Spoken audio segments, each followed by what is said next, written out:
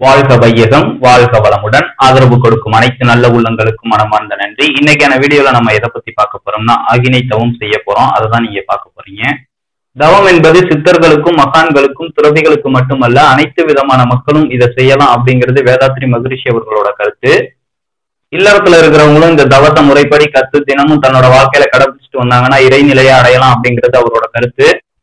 இந்த தவத்தை நீங்க கத்துக்கணும்னு நினைச்சீங்கன்னா பக்கத்துல மனவளக்கலை மன்றம் இருக்கும், அங்க போய் கத்துக்கலாம். இல்லாட்டினா பொள்ளாச்சி பக்கத்துல இருக்கக்கூடிய ஆலியாருக்கு போய் 3 நாள் பயிற்சி வகுப்புல கலந்துக்கிட்டு கத்துக்கலாம். இப்ப இந்த தவம் செய்ய போறோம். இந்த தவம் செய்யறதுனால நமக்கு என்ன பலன் கிடைக்கும், இதை எதுக்கு செய்யணும் அப்படின்றதெல்லாம் தவத்துக்கு இடையில பார்த்தரலாம். இப்ப தவத்தை ஸ்டார்ட் பண்ணலாம். கைகள் ரெண்டும் சின்முத்திரையில வச்சுக்கலாம், இல்ல கைகளை கோர்த்து தொடை மீது வச்சுக்கலாம். நான் சின்முத்திரையில வச்சுக்கிறேன். உடலை தளர்வா ரிலாக்ஸா வச்சுக்கோங்க. முதுகெலும்பு கழுத்து பகுதியெல்லாம் நேரா இருக்கட்டும். தவம் தெரியாதவங்க மூச்சு காத்துலயே கவனத்தை செலுத்துங்க. இப்ப தவத்தை ஸ்டார்ட் பண்ணிடலாம். இப்ப இறைவனுக்கு வணக்கம் சொல்லுவோம்.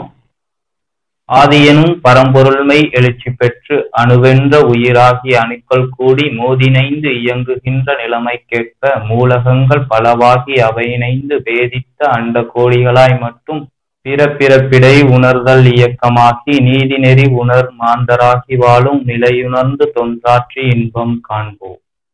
குரு வணக்கம். புருவத்திடை உந்தன் பூவிரலால் தொட்டு எந்தனுயிருணர்த்தி புன்செயல்கள் பதிவளித்து பூர்வநிலை அறிவறிய துரியம் தந்து கருவறிந்து அகத்தவத்தால் கலகங்கள் போக பெருங்கலத்தமர்த்தி கருத்துடனே விளைவறிந்து 5 புலனையாளும் கலை போதித்து ஒழுக்கத்தினால் உலகினேயே நட்பு கொள்ளும் அன்பு நெறி விளங்க வைத்து திருத்தமோடு காயக்கற்பம் சீர் கர்மயோகம் உடற்பயிற்சி தந்து சிந்தனையை உடல் நலத்தை சீரமைத்து உய்வித்த குருவே வாழ்க. நாடி சுத்தி. தியான நிலையில் நாடி சுத்தி செய்ய வேண்டும். நாடி சுத்தி செய்தால் உடல் மற்றும் மூளை செல்கள் புத்துணர்ச்சி பெறுகின்றன. இடக்கலை பிங்களை என 2 நாடிகளும் சமமாக இயங்குவதால் சுழுமுனை திறக்கப்பட்டு தியானம் செய்ய ஏற்றதாகிறது. நாடிகள் தூய்மையடையும் போது உடல் லேசாகிறது, கண்கள் ஒளி பெறுகின்றன. சுகாசனத்தில் அமர்ந்து கொண்டு இடது கையை சின்முத்திரையுடன் இடது முழங்காலில் வைக்க வேண்டும். வலக்கையை நாசிகா முத்திரையில், அதாவது ஆள்காட்டி விரல் மற்றும் நடுவிரல் மடக்கி இருத்தல் வேண்டும். வலது கையோட கட்ட விரலை மூக்கின் வலது நாசியில் வைத்து அடைத்து கொள்ளவும். இடப்பக்க நாசி வழியாக காற்றை சீராக உள்ளிழுக்கவும். பிறகு இடது நாசியை மோதிர விரலால் அடைத்து கொண்டு வலது நாசி வழியாக காற்றை சீராக வெளியே விட வேண்டும். பிறகு அதே நாசியின் வழியாக காற்றை இழுத்து இடது நாசியின் வழியாக வெளியே விட வேண்டும். காற்றை உள்ளே இழுப்பதும் மற்றும் வெளியிடுவது 1:2 என்ற விகிதத்தில் இருக்க வேண்டும். அதாவது 5 செகண்ட் காற்றை உள்ளே இழுத்தீங்கன்னா 10 செகண்ட் காற்றை வெளியேற்றணும். இப்படி இடது பக்கமாக காற்றை உள்ளே இழுத்து திரும்ப வலது பக்கமாக விட்டு திரும்ப வலது பக்கமாகவே இழுத்து திரும்ப இடது பக்கமாக விடுறது ஒரு சுற்று. இது போல 10 சுற்றுக்கள் நம்ம நாடி சுத்தி செய்யணும். நாடி சுத்தி செய்யறதுனால நமக்கு கிடைக்கக்கூடிய நன்மைகள் என்னன்னு பார்த்தீங்கன்னா, மூளை செல்கள் புத்துணர்ச்சி அடைகின்றன. வல இட நாசிகள் சமநிலை அடைந்து சுழுமுனை நாடி திறக்க வழிவிடுகின்றன. அதோடு குண்டலினி சக்தி விழிப்புற்று மேலே நோக்கி ஏற்றம் பெற உதவுகிறது. மூச்சு காத்து ரொம்ப இயல்பா இருக்கணும் நாடி சுத்தி செய்யும் போது. நாடி சுத்தி 10 சுற்றுக்கள் முடிந்த பிறகு கைகளை தொடை மீதே பழைய நிலையில சின்முத்திரையில வச்சுக்கலாம். தண்டுவட சுத்தி. தண்டுவட சுத்தி பிராணாயாமம் என்பது புலன்கள் வழியாக ஓடிக்கொண்டிருக்கின்ற மனதை அகப்பக்கமா அகநோக்கமா திருப்புறதுக்காக செய்யக்கூடிய பயிற்சி. நம்மளோட மன அலைகளை சீரமைக்காம நமக்கு தியானம் செட் ஆகாது. இங்கு நாம் அதனால என்ன செய்ய போறோம்னா, இந்த பயிற்சி மூலமா நம்ம சாதாரணமா மூச்சு விடுறத எதிர்மறையில திருப்ப போறோம். அதாவது கீழிருந்து மேல் நோக்கியும் மேலிருந்து கீழ் நோக்கியும் மூச்சை செலுத்த போறோம். இது போல எதிர்மறையில மூச்சு காத்த செலுத்தும் போது பிராணன் சமநிலை அடைகிறது. இதனால பிராணவாயு அதிகமாகிறது. அதாவது ஆக்சிஜன் உடம்புல அதிகமாகி உள்பக்கமா நம்ம மனசு திரும்புது. மூச்சின் வேகம் குறையும் பொழுது மனதின் இயக்கமும் நிலை பெறும். மூச்சும் மனமும் இணைந்தே இந்த நிலையில செயல்படும். மனம் எங்குண்டோ வாயுவும் அங்குண்டு. இது திருமூலர் வாக்கு. இந்த பயிற்சியில மூலாதாரத்திலிருந்து முதுகுத்தண்டின் வழியாக மூச்சோடு மனதை ஆகினைக்கு கொண்டு வரோம். பிறகு மூச்சை மெதுவாக விட்டு கொண்டே ஆகினையிலிருந்து முதுகுத்தண்டின் வழியாக மூலாதாரத்துக்கு மனதை கொண்டு போறோம்.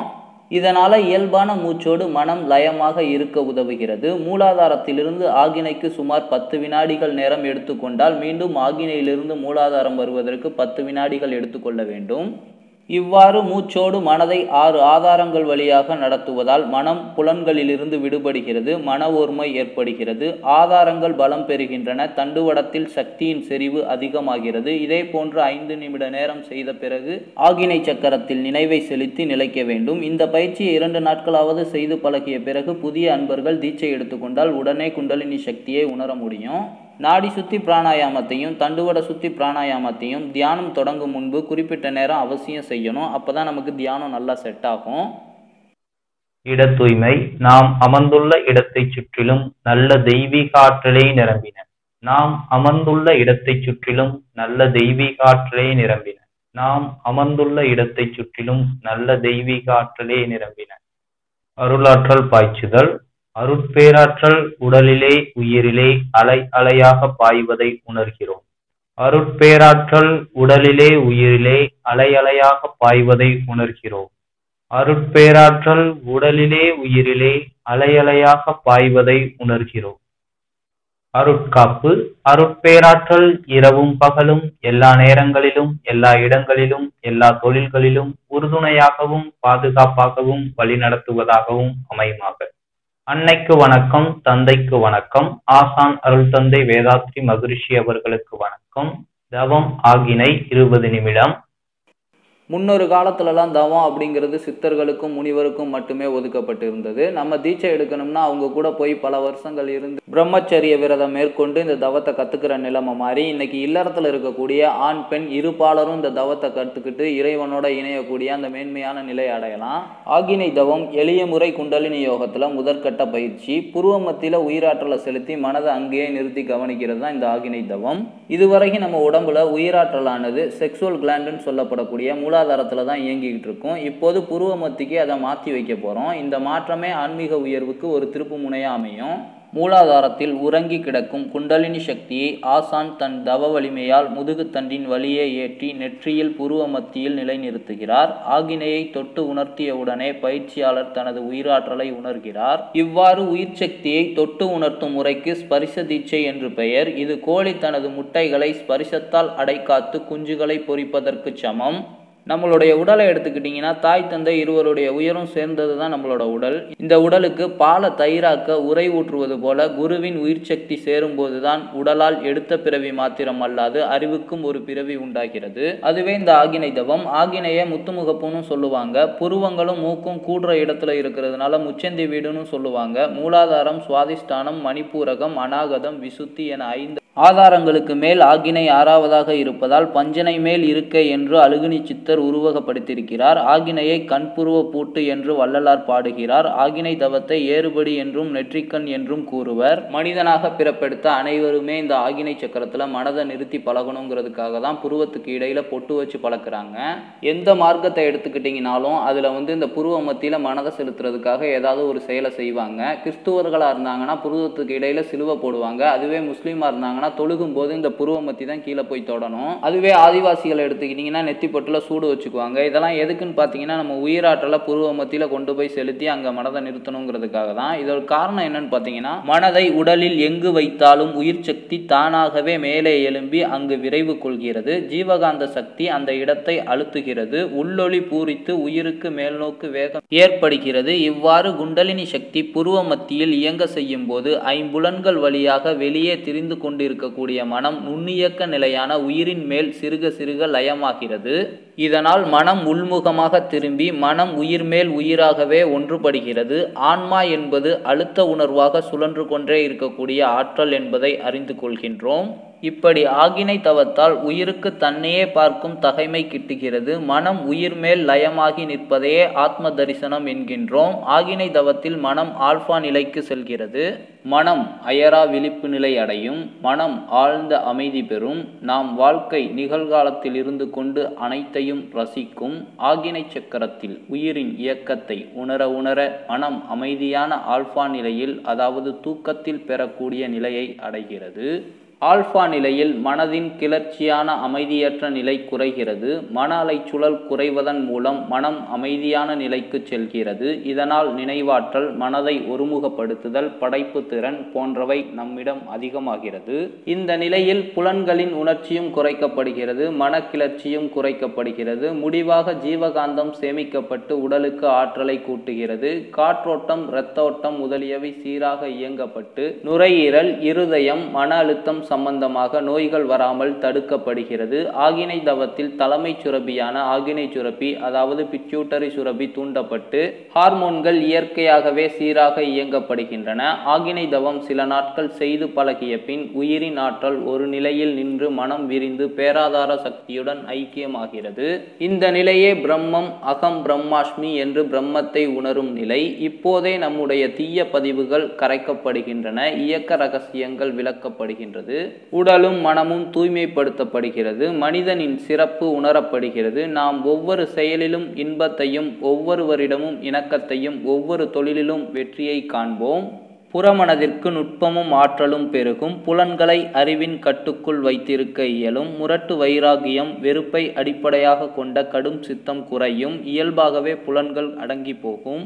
ஐம்புலனாக விரிந்து பழகிய மனம் இங்கு ஒரே புலனாக சுருங்கி நிற்கிறது. நடுமனம் புறமனத்தின் இயக்கத்துடன் ஒத்து நிற்பதால் ஓர்மை நிலை சித்தியாகும். ஆகாமிய கர்மத்திலிருந்து விடுபடுகிறது, அதாவது புது வினைப்பதிவுகளிலிருந்து பாதுகாக்கப்படுகிறோம். முற்கால அனுபவம், தற்கால சூழ்நிலை, எதிர்கால விளைவு என்னும் முக்காலத்தையும் ஒன்றிணைத்து திட்டமிட்டு அளவோடும் முறையோடும் புலன்களை பயன்படுத்தும் தகைமை நாளுக்கு நாள் ஓங்கி வரும். அதோடு மனதிற்கு ஓர்மை, கூர்மை, சீர்மை, நேர்மை, மன அமைதி, ஜீவகாந்த சேமிப்பு இவையாவும் கிட்டும்.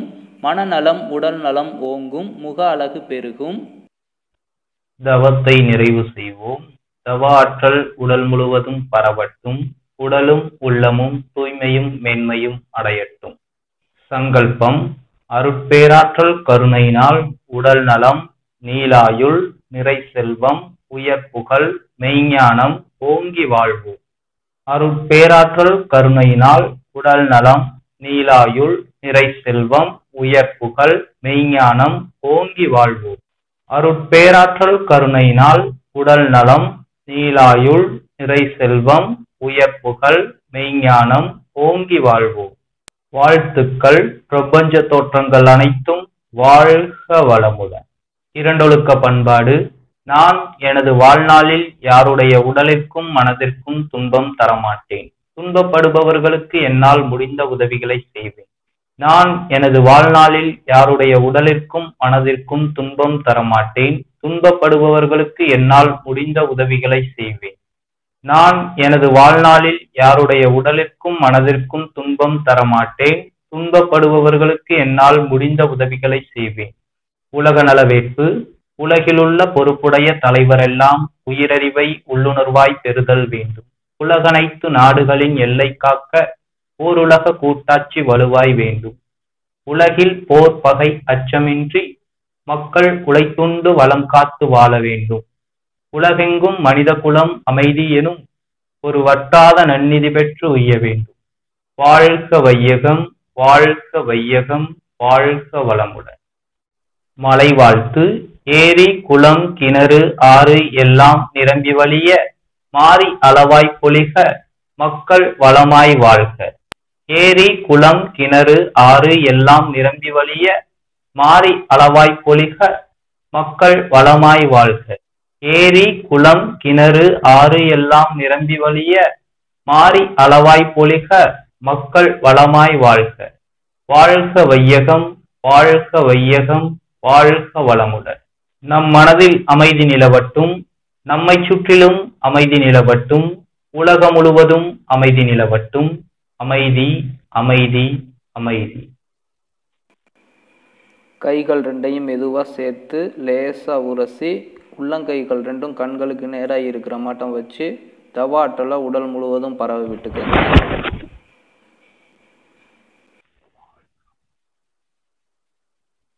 வாழ்க வளமுடன். இந்த ஆகினை தவத்தை நம்ம தினந்தோறும் வாழ்க்கையில கடைபிடிச்சிட்டு வந்தோம்னா நம்ம வாழ்க்கையில பற்பல நன்மைகள் வந்து சேரும் அப்படிங்கிறது மறுக்க முடியாத உண்மை. இதை நான் சொல்லி தெரிஞ்சுக்கிறத விட நீங்க செஞ்ச அனுபவத்தின் மூலமா தெரிஞ்சுக்கிறது ரொம்பவே நல்லது.